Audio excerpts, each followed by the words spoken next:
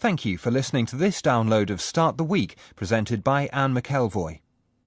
Hello, and today we're mulling a conundrum that's urgently practical and ethical.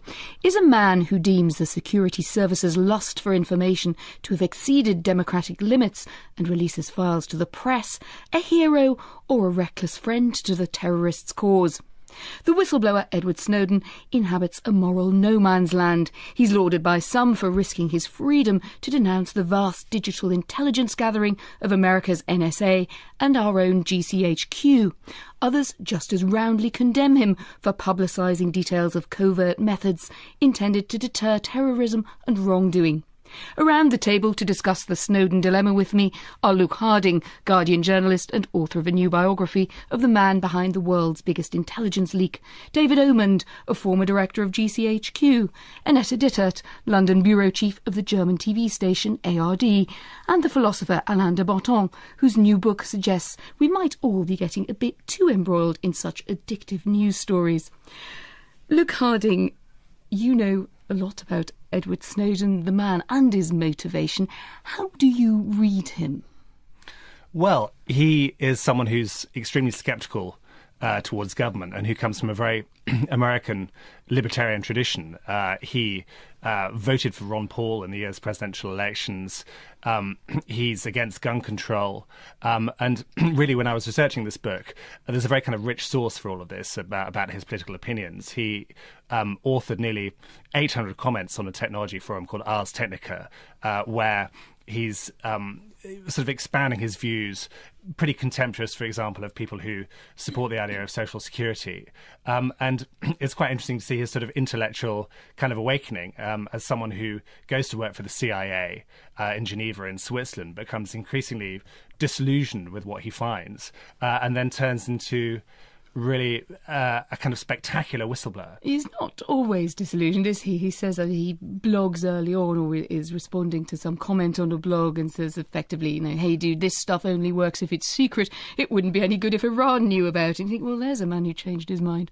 Well, he did, big time. In 2009, he's in a sort of chat and he's denouncing the New York Times for publishing an article about kind of operations in Iran. But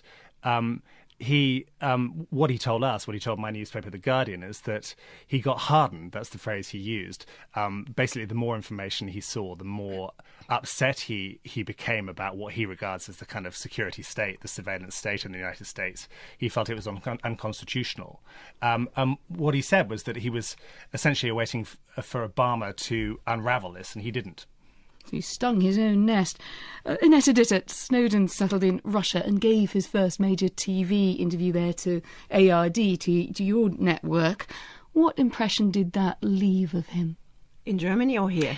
Tell me your impression.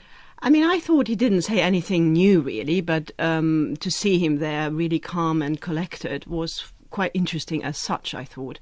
And I think he didn't give that interview by accident to a German company, because he must have seen that his story and he himself as a person is seen quite differently from, for example, here. He's much more seen as a positive hero, as a resistance fighter, rather than a traitor like he's depicted here sometimes. So that's quite a different reception he gets in Germany. And I think that might have been one of the reasons why he decided to give this first television interview to a German company. David Omand, you've been a senior intelligence officer and official.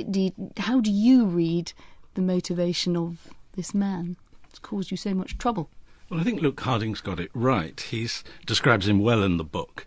A right-wing libertarian, opposer of gun control, supporter of the US Tea Party, and genuinely appalled, I think, by the idea of the US federal government collecting and storing information on ordinary American citizens, and he thinks it's unconstitutional. His tragedy, and I think it is a genuine personal tragedy, is he fell into the hands of the wrong kinds of advocacy journalists.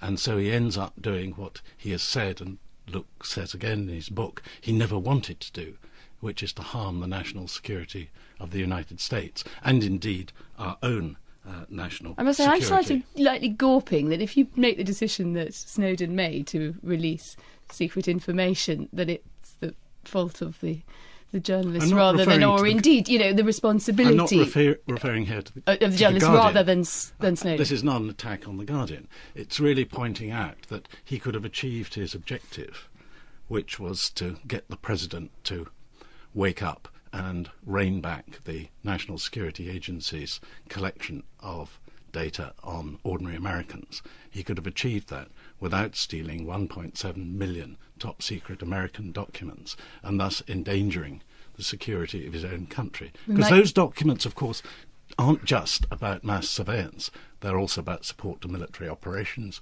catching terrorists. It's the same techniques. We might come back to that in a second. Alain de Botton, do you find him a sympathetic character? Well, I think he straddles a real division between views on what the government should be. I mean, some people think that the libertarian vision is there should be no government or a very minimal state. Government is essentially an oppressive force that almost always gets it wrong, and therefore we should have less of it. And that libertarian vision I've got little sympathy for. I think governments make enormous mistakes sometimes, but one can't live without them, and the point is to try and get better government, better surveillance rather than no surveillance and no government. And what worries me about Snowden is a kind of extreme libertarianism, which is close to a kind of anarchic fascism and not something I'm keen on. Well, before we discuss the implications of Snowden's revelations, I'd just like to ask you, Luke, about what it was like being at The Guardian when you had these top-secret files. It's a drama all of itself. How did it proceed and what was the mood inside the building? Well, it's the most extraordinary story I've worked on. I was part of a small team of journalists who looked at this stuff in a kind of secure 4th-floor room overlooking Regent's Canal. We had round-the-clock security. None of the computers we were working on were attached to the internet or any other network, so we're extremely mindful of the need to keep this stuff safe. And pretty soon, because cleaners were banned, nobody could get in, the room resembled a sort of unkempt student dormitory with kind of sandwich wrappers, and it was kind of pretty fuggy. But we were mindful of what we were doing and the importance, essentially, of just looking for material which was in the public interest. So the stories that we published in The Guardian were essentially all about the mass collection of data, the fact that your communications, our communications, are being hoovered up on an unprecedented scale by the NSA and by GCHQ, which was something before. This is a so-called metadata gathering. Well, not just, but before Snowden came along, we didn't know that. I mean, it was almost like a kind of curtain being pulled away to reveal the true nature of things. But it was sort of high-minded journalism. Of course it always is. Is there any other kind, we may ask ourselves? But how did you feel among yourselves? Was it a degree? I mean, you sound quite proud of it. I mean, there's another bit one could sort of see the film being made, there's like the social network, except with slightly nerdy British journalists all locked in a room thinking they're doing a terrific amount of good. But did you feel a bit of paranoia in this situation as well? Oh, I wouldn't exactly say paranoia, but it was fairly clear after we broke the first story from Snowden about the fact that Verizon, the US telephone company, was hoovering up every American phone call secretly. We started interacting with the White House in the US and then with Downing Street here, and it sort of did feel that we were being surveilled by the spy agencies. What about the smashing up of the computer hard drives? I think you've published the images of that. I mean, this was bizarre. Yeah, we published a video of this on Friday, and it was a truly kind of surreal event. And it was the climax of really enormous pressure from the British government for us to destroy this material or hand it back to GCHQ. We didn't want to do that, and we were essentially threatened with an injunction and said, if you carry on publishing, we're going to close you down. This is what Jeremy Hayward, the Cabinet Secretary, told my editor, Alain. And in the end, what was so ridiculous about this was that we explained there were copies of this material elsewhere. In other words, smashing up our laptops, Stasi style, wasn't going to stop these embarrassing revelations from coming out. But you got the impression that government was sort of putting its hands over its ears and going la, la, la, la, that they just weren't listening to this. David Omand, was that then a symbolic decision to have the computer hard drives destroyed? It might strike some as a bit heavy-handed. Well, I wonder if I'm alone in finding it rather distasteful, this account of journalists getting their rocks off on stolen top-secret documents. The smashing of the Guardian's computer, my understanding, is it wasn't to do with destroying the information, because that was obviously being held elsewhere. It was to stop the Guardian being the target of some very serious intelligence attacks by other countries who would have loved to get their hands on these secrets, the heart of American intelligence. So it was being done to help? It was certainly being done to help prevent other intelligence agencies from getting hold of that material. And that seems to me a perfully legitimate thing for a government to worry about. I mean, you've worked in many jobs, senior jobs in intelligence, monitoring, but also the sort of liaison with government. You didn't have any doubts about how this would look reputationally for British intelligence? Well, governments, I think, have to act in the interests of the people, not in the interests, I hope, just of their reputation and their image. And in this case, clearly, I'm sure inside government, advisers would have been shaking their heads and saying this is all going to be very difficult and the Guardian's going to make fun of us. But they went ahead and they did it, and I'm sure that was the right thing to do. I mean, David, we just have to look at what happened here. I mean, actually, the Guardian didn't lose control of any information. I mean, I think the question for government and for GCHQ, which hasn't been properly answered, is how can it be that a 29-year-old American contractor, not even a full-time employee of the NSA, can scrape GCHQ's databases remotely? You're changing the subject, but let me answer it, which is it was a disgrace. It should never have happened.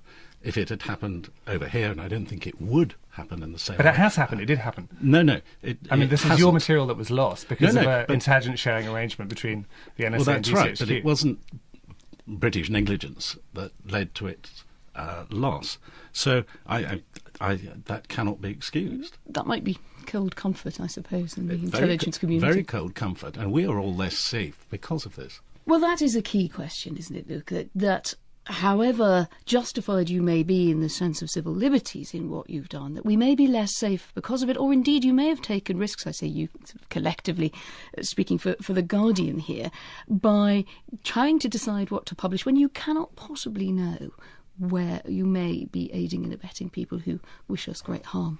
I mean, I don't believe that the Guardian has damaged national security in any way. Possibly, hang on, David, let me actually kind of finish. And we've had these kind of various assertions, but they're never particularised. There's been never any specific evidence given. But, I mean, I think... Well, you wouldn't know that, would you, until something had gone wrong, in which it turned out that information or methodology that you had gleaned had come because you'd read Snowden's revelations, possibly in The Guardian. I mean, you wouldn't know till afterwards. Let's just look at what's happened since Snowden's revelations were first made 8 months ago. There's been a kind of tremendous global debate in the US, in Brazil, in Germany, where there's been absolute kind of uproar. And more than that, there have been several reviews, including by President Obama last month, who announced significant reforms to the NSA. I mean, he says that the NSA will no longer spy on Angela Merkel's phone, and he's unveiled new strategies for dealing with metadata and so on. None of this would have happened without Snowden. And I think just to kind of brush this aside and say it's all about national security isn't good enough. Fair point. Lots of things to David Omand here. Lots of things have changed, which would not have changed had it not been for these revelations. We would have continued to live in the dark. Would that have been such a good thing? Well, I've been critical of government here in not being more open over the last few years about all of this. And I really do think that now's the time to talk more openly about the purpose of this work.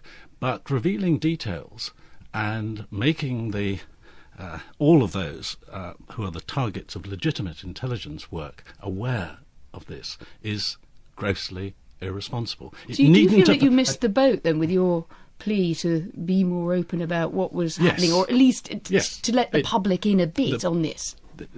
The key point, I think, is that Snowden could have achieved his main objectives without doing all this damage, because, as has already been shown in the Congress, this is incendiary. This has created a major political storm, and what's created the storm is the prospect of the federal government spying on Americans. He didn't need to reveal exactly how close access operations against people's computers are targeted. You've got to remember it's the same techniques that are used against all these targets. Therefore, if you talk about them in one context, such as Angela Merkel, which may well be completely unjustified kind of activity, you're actually talking also about techniques which are going to be used against others. Angela Merkel's phone, the war of Angela's phone, did become something of a spark point in the German media, didn't it, Annette? It caused quite some uproar. But I mean, that was a rather symbolic story. But because let's be honest, it's probably really boring to listen into Merkel's phone. She said it herself, by the way. She said, I mean, I'm not saying anything I wouldn't say openly anyway. But that was just a story that people could grasp, and that was plastic somehow. That was just easier to understand than the majority of the vast data scandal in itself. So that caused an uproar. But the whole story has been perceived differently in Germany, and it has caused a big storm, basically because people don't believe in security services as they do in this country. The word spy has a totally different undertone in Germany. It's the Stasi. It's something you have to be suspicious of. Yeah, obviously, you have intelligence services. We do, but like most countries, an internal and an external intelligence gathering. But there's not this unconditional trust. It's not James Bond. No, it's not James Bond in Germany. There's no German James Bond. No, we don't have that, and we don't have this trust. We can all mentally cast that around it's the a table. historical. And I mean, the other thing I really find interesting, and as we have David here, I just might sort of pass that over to you directly. I mean, if that this famous kind of damage of national security, I mean, it's always mentioned, but there's never an example for it. And I'm always wondering, if there was a concrete example the security services had, wouldn't we all know about that? Well, let me ask you this question. Which power station is generating the electricity that keeps the light on in this studio? You can't say, because they all contribute to a grid. And intelligence work is an intelligence grid. But you know when the voltage drops, you know when the lights dim. And that's precisely what is happening now as a result of all the publicity given to all these sorts of methods. You can't prove a negative, as Anne says, it isn't until something terrible happens. And then you have the detailed inquiries, and then you discover, well, possibly that might have been stopped. But But surely there are two things here, and there's Annetta's question there about what can you tell us that's concrete, to which your answer is, well, we can't actually tell you very much that's concrete, whether or not that some people find that adequate or not. We can tell you, of course, and this has been repeated several times, that the use of the intelligence machine since 9/11 has stopped a large number of plots and attacks in the United Kingdom. And the use of communications data in particular is the single most important source of information. I think there's a paradox in what Luke is saying, because on the one hand, Luke is saying, these revelations are incredibly important, and on the other hand, we haven't damaged national interests. So you can't really have it both ways. Either the information you have is very significant, in which case it probably has damaged national interests, or else it isn't that significant, at which point it hasn't, and it's not as important as you're saying. So you have to come down on one side or the other. You actually have to kind of look at what we've actually published, and what we've published is we haven't published anything of operations or the war in Afghanistan or Iraq. We published a very small proportion of the documents. Why is that? Is that because you know it is against the national interest and you simply want to threaten government, say, we've got this stuff, we're not going to publish it because we know it might be harmful, but you should know we've got it? Is that a strategy? There's no threat involved. It's that we publish what we think is important, which is the fact that the British government, the US government, NSA, GCHQ are collecting metadata from all of us. In other words, our private electronic communications. But Luke, couldn't that point be made without covering up all the data? On a massive scale, 200 million text messages a day, sort of 98 billion pieces of data a month.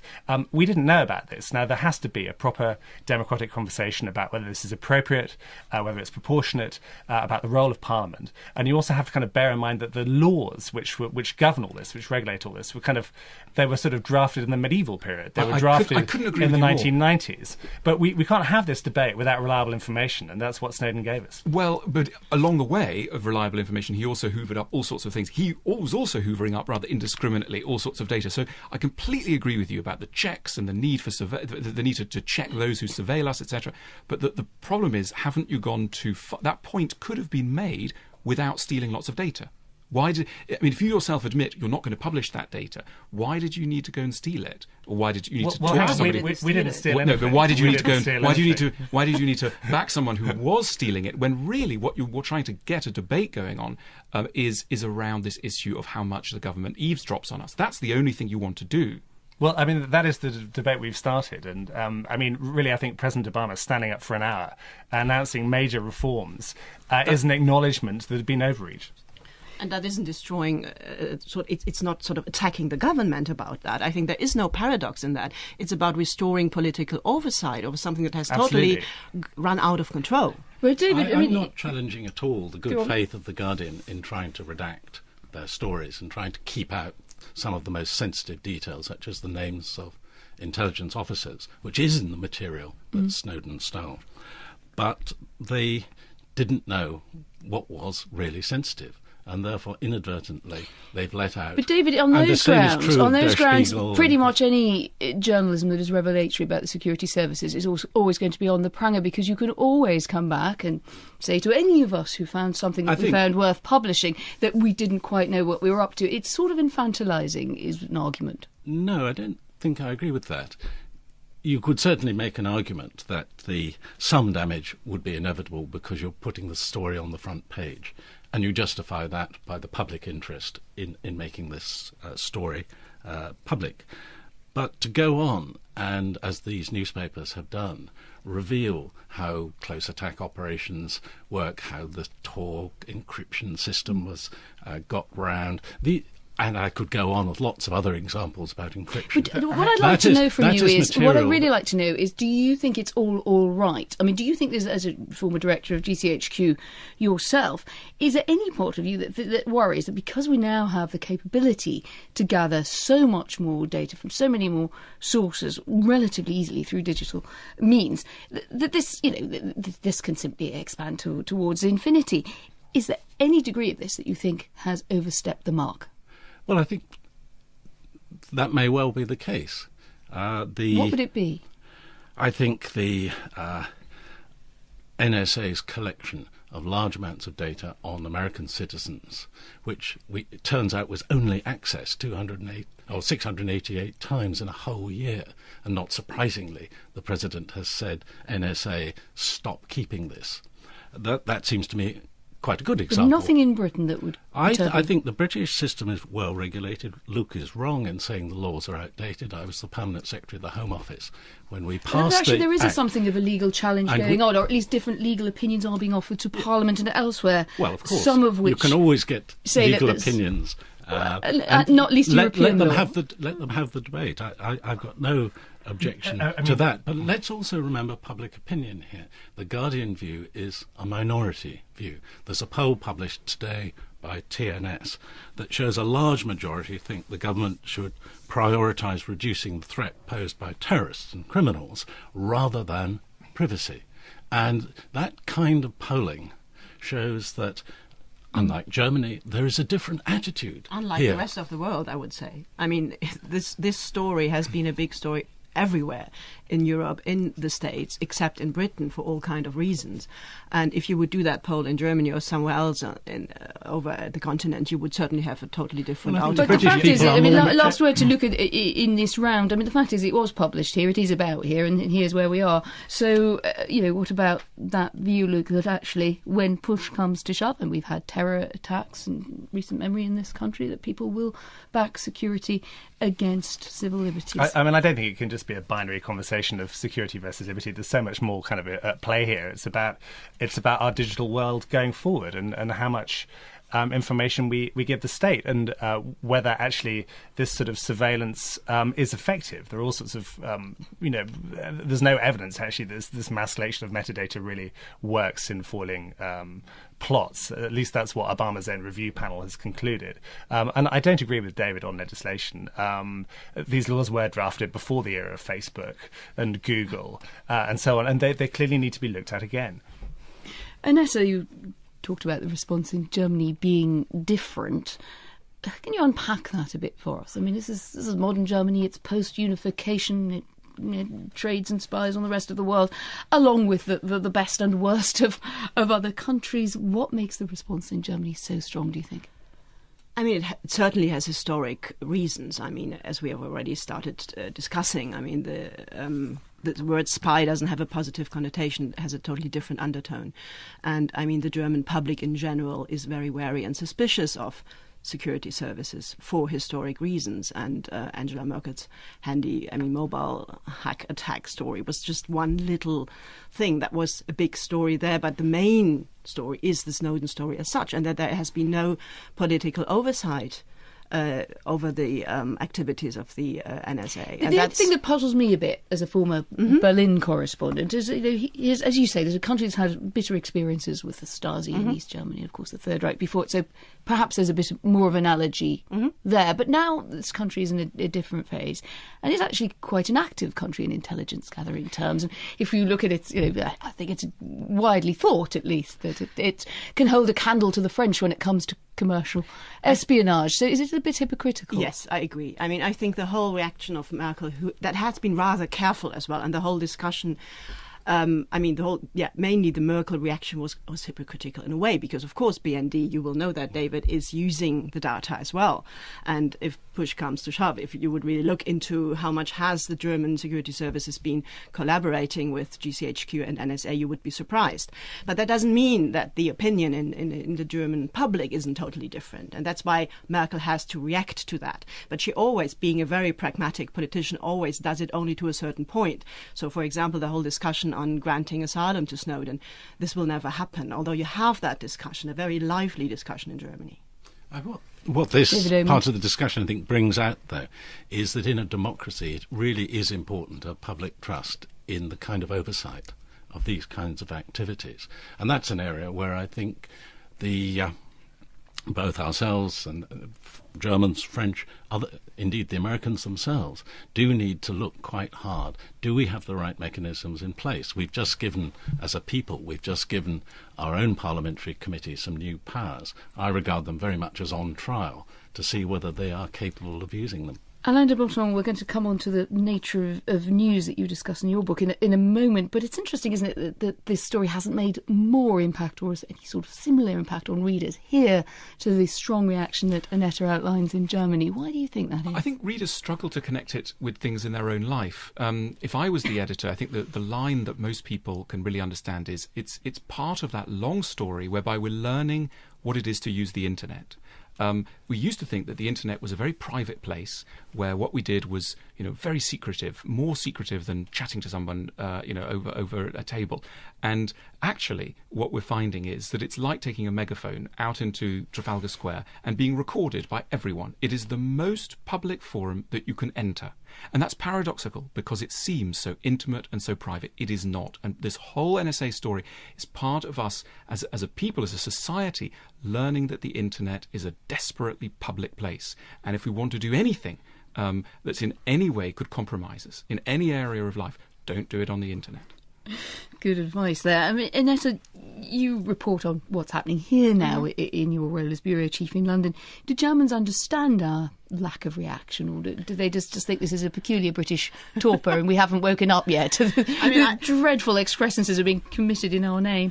It's quite a surreal situation I find myself in here, because I had to start reporting on why the British media isn't reporting on this story, which I found really difficult to explain. It was almost a bit spooky sometimes. Whenever the Snowden the Guardian came out with a big new Snowden story, you would see international media popping up on the internet headlines. I had to report on it, and here, total silence.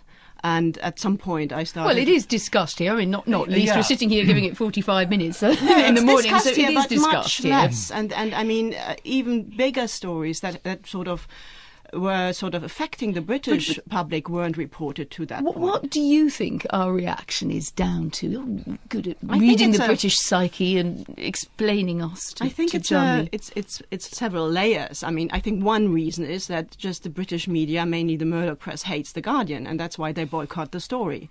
That's one reason. Well, there are other... Even if that were true, there are other newspapers. That's one reason. And the other reason, I think, is just, again, historic reasons, because, I mean, the British public has never had a very negative experience with security services. There have been terrorist attacks on British grounds other than in Germany. So there is a lot of cultural historic. I think there's one other reason as well, which is that both political parties actually shoulder some blame for this. The Tories obviously, at the moment, but also the previous Labour governments and successive foreign secretaries were signing these documents. There's lots of reasons for we it. We didn't know anything about it, so the Labour Party has been very, very mute over this theme. I mean, there have been some honourable exceptions on both sides. Paddy Ashdown, David Davis, Rory Stewart have been campaigning on this, but generally it has felt a pretty kind of friendless. The slight provocation that they might be more where the voters are. They might, they might have the same impression as the voters that it's an interesting and important story, but they're not alarmed. If you look at the general public, and I mentioned a poll published today, I mean, you can see from that the sensible British public don't necessarily think The Guardian is telling them all of the story. What are we not telling you? Sorry. Well, for example, you confuse metadata, a term you've already used, with the definition in UK law, which is communications data, which is very tight. So it's not the case, for example, as The Guardian alleged, that there's rooms filled of GCHQ. Without getting too lost in the weeds here. This is the kind of detail that is really totally important. You can find out a tremendous amount about someone's life from metadata. In other words, but we're not allowed to do that by law in this country without a Secretary of State's warrant. But it is all being collected, in America, David, it's as you different. know. In America, it's different, you see. And that's one of the confusions that I think needs to be explained to the British public. And I partly blame the government for not having I read that part this of clearer. Luke's book with interest and some of the commentary, but I suppose in the end I thought, well, ultimately, either this stuff should be gathered on me or not. I'm not sure that I'm particularly happy to rely on every Secretary of State who comes along, because they do come along like that's buses the with different views. confusion between mass surveillance and bulk access to the internet in order to find the wanted communications of terrorists and criminals and others. Mass surveillance is a term that evokes the Stasi. I would be the first to the barricades to stop mass surveillance if it was going on in this country, but it isn't, you see. What's going on is bulk access to big quantities of data. Annette, let me ask Annette, there's not only because she's German, but also lived and worked in Berlin around the time of unification. Does this remind you of the Stasi? No, I mean, if you look into it, it's a totally different era and it's a totally different possibilities we have. But the main danger we have here, and that's something that is more widely seen in Germany than here, is that if you don't have, as long as you have a democratic, nice government, all is fine. But as soon as you don't have that, and this memory is fresher maybe in Germany, then that might be totally different. And that's the danger we see. This brings us back to democratic oversight and judicial oversight. Exactly. And really having a look at how can we have a guarantee that a future government will not misuse these very powerful tools. But isn't that all Snowden is about? You might be seen to be a bit complacent because the damage to reputation might have already happened, and to sort of lock the stable door after the horse as well and truly bolted, or whatever horses do on the internet. Guardians tried to damage the reputation. But my question is, do you think it has been damaged? Annette evoked very nicely earlier that we do have a sort of romance about intelligence gathering, James Bond, Bletchley Park, all those other books that sell gazillions of copies, which slightly celebrate British intelligence as something rather noble. Does this come in the same category, or do we look a bit like we're sort of riding side saddle with something that's not right? You have to think, for example, of parents who might be advising their offspring whether or not to join GCHQ. Would they hesitate, having read this kind of material? Do you think they would?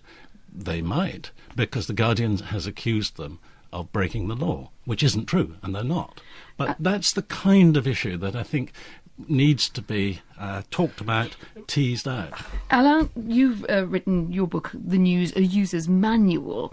You point out there that there's a discrepancy between what the media and the public judge to be of value. Do you think it's manifested in this case? Well, the real sort of paradox of the media nowadays is that there's a real gulf between things that are important and things that are popular, more so than ever. If you look at the stories that get enormous hits on the internet, they're almost never the ones that the establishment, the media establishment, thinks are the most serious stories. So the architecture of news has broken down. The stuff that was in the gossip pages has burst forth into the front pages, etc. So the challenge of our time, because in a democracy, you're only going to get politicians to act on issues if you carry a constituency. And the historic problem of The Guardian has been that the issues it cares about, it can't mobilise people on a sufficiently large scale to actually force politicians to do anything about them. So the Guardian's always telling us there's this thing that's terrible, that thing that's terrible, and a minority care deeply, but the majority don't. And this is a real failing. And then you have, the Daily Mail that cares about all sorts of things, and it's able to carry with it millions of people that sway politicians' minds. So there's an issue of communication of things that are important.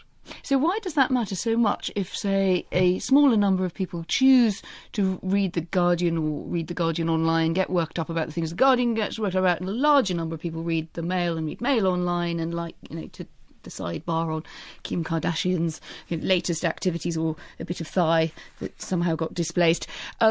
Does it matter? It matters hugely because we're in a democracy, and in a democracy you have to win a majority in order to get things to change. So it's all very well making a cogent, sober case and then blaming everybody else for being too stupid to care about it. But the real challenge is, how do you get people to care as much about global warming as they do about Taylor Swift? That is an artistic, aesthetic communication problem that places like The Guardian are only just beginning to think about. Because you're beating up The Guardian a fair bit there, but just look to it's the problem of all serious news. Readership here, an emerging readership, and the fact we were just discussing whether our children read news, and if they did they read it online, and did they read it from the same sources as we did? The answer for a lot of people is probably not. That in effect people vote with their eyeballs now. So however brilliantly you presented a package on, say, global warming, you might find that you're outdone in hits by a piece on Taylor Swift, and there's not much you could do about it. Well, you have to. I think too often the most serious journalists think that the seriousness of the issue absolves them from the challenge of popularisation. And popularisation is a word with a sort of ambiguous history and associations. It's seen normally as a sort of cheapening thing. If you popularise something, you're cheapening it. And serious people are very averse to popularisation. In a democracy, if you care about something, you have to know how to popularise it, because otherwise you're going to be bleating in the wind. I don't quite understand what that would look like. Well, what it would look like, we all know that we've sometimes seen packages on very serious issues and we've yawned and switched channel or flipped to another page on the internet. In other words, it is to do. I mentioned the word art. Think of Shakespeare. Shakespeare takes us into the machinations of political dramas, etc., and he makes us care about pretty weird stuff. So suddenly there we are in the Danish court, and something odd's happened, but we're gripped. It's really exciting. Sometimes when we get taken into what's happening in Turkish politics, people are falling asleep because the article that is telling you about this has not done it with sufficient artistry and imagination, and that's a real problem in a democracy. For some reason, I have a mental image of a piece on global warming accompanied by an image of Miley Cyrus saying, "Phew, it's hot in here." But Annette, as a news correspondent for many years, do you recognise that conundrum that Alain throws up? I totally see the point and the problem, although I think you cannot accuse The Guardian of being too boring here, because it's a complex story. But I think in general, this is a problem. How do you get a story that complex still in the public interest? How do you make sure that the sense of outrage doesn't wear off before something has changed? And that is certainly a big challenge, not only for The Guardian, but for all the media all over the world who are reporting on that Snowden story now. I just wanted to I loved your book, Alan, I have to say. It's a great book. But the passage on foreign correspondence, I did find myself sort of scrawling rather angrily in the margins, because you sort of say that we don't, news should be more like art in a way. But certainly as a foreign correspondent, I mean, there's a kind of huge tradition of reportage of great journalists like Martha Gellhorn or James Cameron or James Fenton describing the fall of Saigon, and my enterprising colleagues who go and report in places like Syria and so on. And we do try and do it in a vivid, engaging and impressionistic way. It's not just dull. I agree, but it's so important and there's not enough of it. And sometimes we are parachuted into the Democratic Republic of Congo or Syria, and we're simply told 300 people have died, there's a massacre here, massacre there. And because the way in which we're told is so sterile and information and data-based, we can't get our imaginations into it. So we desperately need the kind of Martha Gellhorn type journalism, but it's under such squeeze because people think that all you need to do is to get... people think that it's just the facts. The news is not just the facts, it's the imagination around the facts. Well, I wonder if engaged. that takes on into quite interesting or even difficult territory. The news is not just facts, it's imagination. Well, actually, the news is the reporting at least of facts or events, at least as witnessed by the person reporting the news. Once you bring in imagination, you're into a different category. But if you're to care about those facts, and at the end of the day, why are we gathering facts? Because we think issues are important, and if issues are important, you want people to care. And they're only going to be able to care if you tell the story with some imagination. If you simply get told there's been a landslide in Brazil and 20 people have died, the story doesn't go anywhere ripe in our imaginations. You need somebody, you need a correspondent to give you some more sensory information. That's what we do. David Omand, can you intervene in this high-level journalistic row? I can remember Tony Blair talking about impact, which is a word he used a lot about stories. And if a story hasn't got what he called impact, it was never going to get covered. It's a bit of a slippery slope, because how do you then generate impact? And if you're not careful, you're moving down into an area where you're almost manufacturing the context in which you're framing your story. I remember Jeremy Paxman delivering the lecture at Edinburgh, the annual journalism lecture, and what he said was the key thing is the audience have to be able to have confidence that we're showing them something which, while being manufactured, is a fair representation of the true state of affairs. Now, I felt slightly uneasy, I have to say, at that, and Alain is almost getting to the point of you have to frame this story in such a way that the audience will pick up on it. Look, at the end of the day, what's the point of the news? The news is there, and The Guardian is there, and all great media organisations are there to help the nation and the individual to flourish. That's what it's there for. It's important information that we need to get life to go better. And we need to try everything to get the right information, and then once we've got the information, to convey it to people in a way that it can start to matter deeply to them.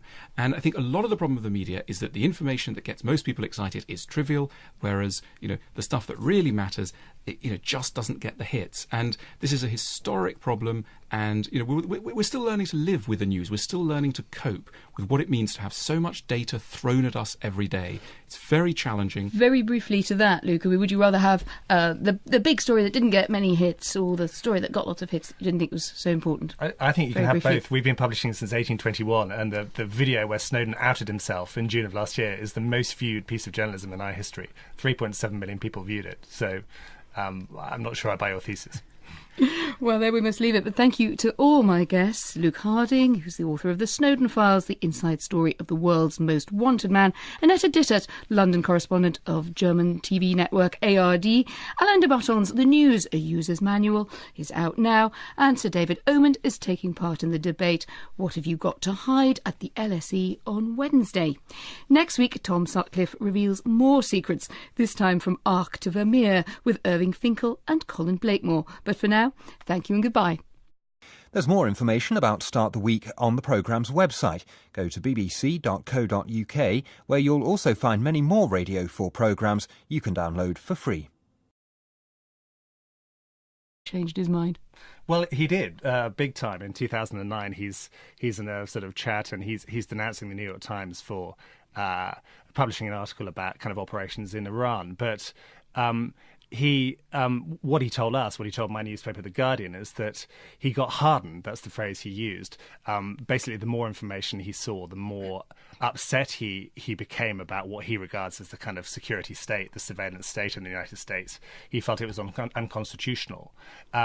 What he said was that he was essentially waiting for Obama to unravel this, and he didn't. He stung his own nest. Annette Dittert, Snowden settled in Russia and gave his first major TV interview there to ARD, to your network. What impression did that leave of him? In Germany or here? Tell me your impression.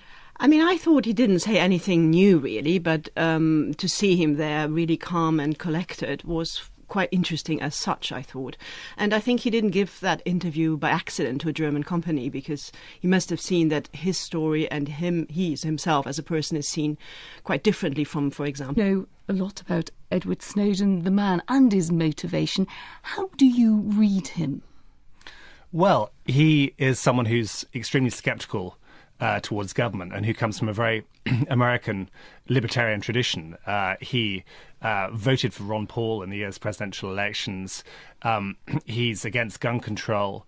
And really, when I was researching this book, there's a very kind of rich source for all of this about his political opinions. He authored nearly 800 comments on a technology forum called Ars Technica, where he's sort of expanding his views, pretty contemptuous, for example, of people who support the idea of social security. And it's quite interesting to see his sort of intellectual kind of awakening as someone who goes to work for the CIA in Geneva in Switzerland, becomes increasingly disillusioned with what he finds, and then turns into really a kind of spectacular whistleblower. He's not always disillusioned, is he? He says that he blogs early on, or is responding to some comment on a blog and says effectively, you know, hey dude, this stuff only works if it's secret. It wouldn't be any good if Iran knew about it. And you think, well, there's a man who... National I must say, security. I'm slightly gawping that if you make the decision that Snowden made to release secret information, that it's the fault of the journalists rather than, or indeed, you know, the responsibility. I'm not referring here to the journalists rather than Snowden. This is not an attack on The Guardian. It's really pointing out that he could have achieved his objective, which was to get the president to wake up and rein back the National Security Agency's collection of data on ordinary Americans.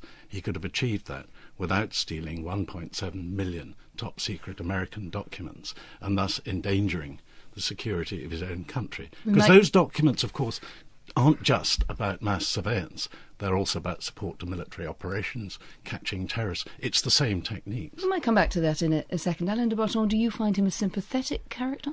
Well, I think he straddles a real division between views on what the government should be. I mean, some people think that the libertarian vision is there should be no government or a very minimal state.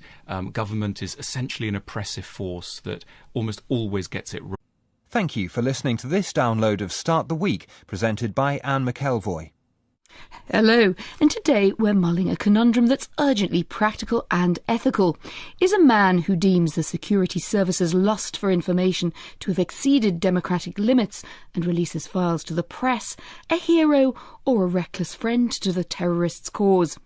The whistleblower Edward Snowden inhabits a moral no-man's land. He's lauded by some for risking his freedom to denounce the vast digital intelligence gathering of America's NSA and our own GCHQ. Others just as roundly condemn him for publicising details of covert methods intended to deter terrorism and wrongdoing. Around the table to discuss the Snowden dilemma with me are Luke Harding, Guardian journalist and author of a new biography of the man behind the world's biggest intelligence leak, David Omand, a former director of GCHQ, Annette Dittert, London bureau chief of the German TV station ARD, and the philosopher Alain de Botton, whose new book suggests we might all be getting a bit too embroiled in such addictive news stories. Luke Harding, here, he's much more seen in the sense of as a positive hero, as a resistance fighter, rather than a traitor, like he's depicted here sometimes. So that's quite a different reception he gets in Germany, and I think that might have been one of the reasons why he decided to give this first television interview to a German company. David Omand, you've been a senior intelligence officer and official. How do you read the motivation of this man? It's caused you so much trouble. Well, I think Luke Harding's got it right. He describes him well in the book.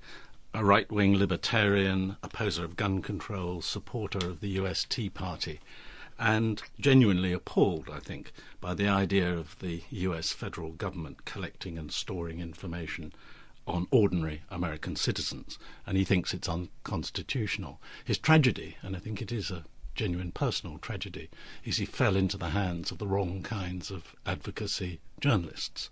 And so he ends up doing what he has said, and Luke says again in his book, he never wanted to do, which is to harm the national security of the United States, and indeed our own